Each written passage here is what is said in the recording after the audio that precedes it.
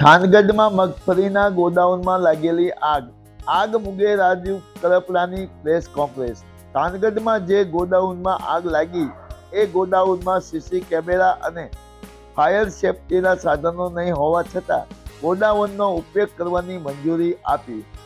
આ ગોડાઉન ઉપરથી high tension line પસાર થાય છે કે કેમ ન દેખાણી। રાજુ કરપલા કેમ ખેડૂતોના ખુલ્લા ખેતરમાં એપીએમસીમાં ખેડૂતોના ગોડાઉનમાં ક્યારે આગ લાગતી નથી?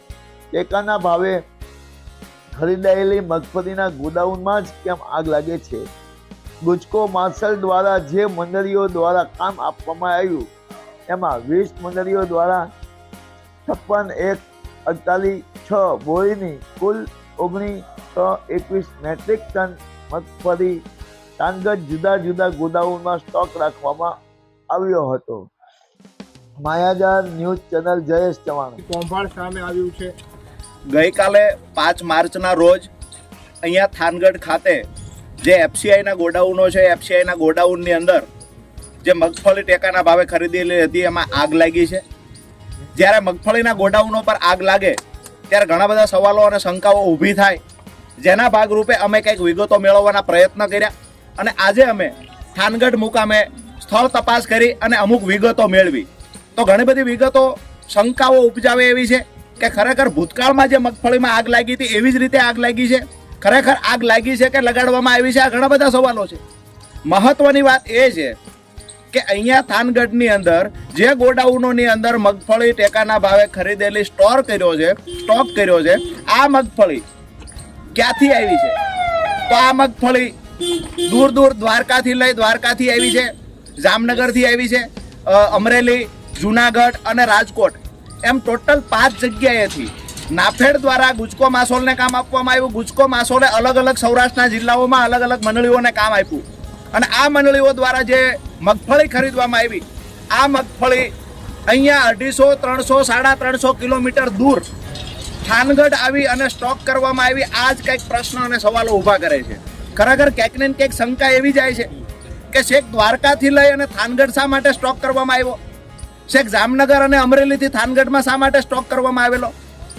અહીંયા ટોટલ હું વાત કરું તો અમરેલીની 1 મંડળી છે, દેવભૂમિ દ્વારકાની 2 મંડળી છે, જામનગરની 4 મંડળી છે, જુનાગઢની 10 મંડળી છે, રાજકોટની 3 મંડળી છે।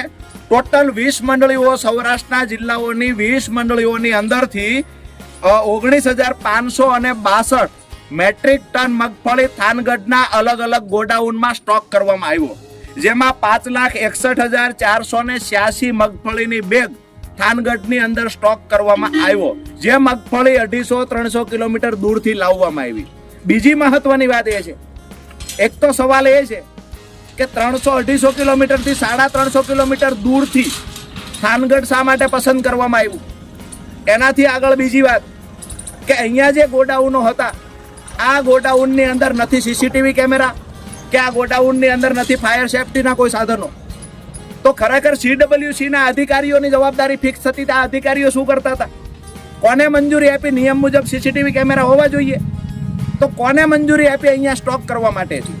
એટલે ક્યાંક ને ક્યાંક સીસીટીવી કેમેરા નહોતા, ફાયર સેફટીના સાધનો નહોતા, 350 કિલોમીટર દૂરથી થાન પસંદ કરીને અહીંયા મગફળીનો સ્ટોક કરવામાં આવ્યો।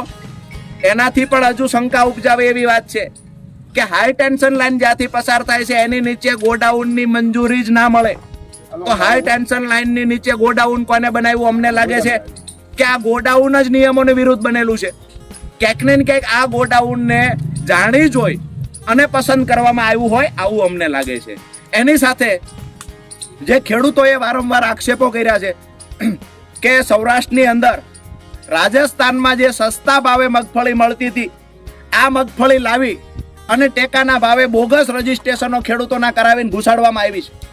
હું દાવા સાથે કહું છું કે 20%થી વધારે આવી મગફળીઓ ઘુસાડવામાં આવી છે। આ અમારા આક્ષેપ છે।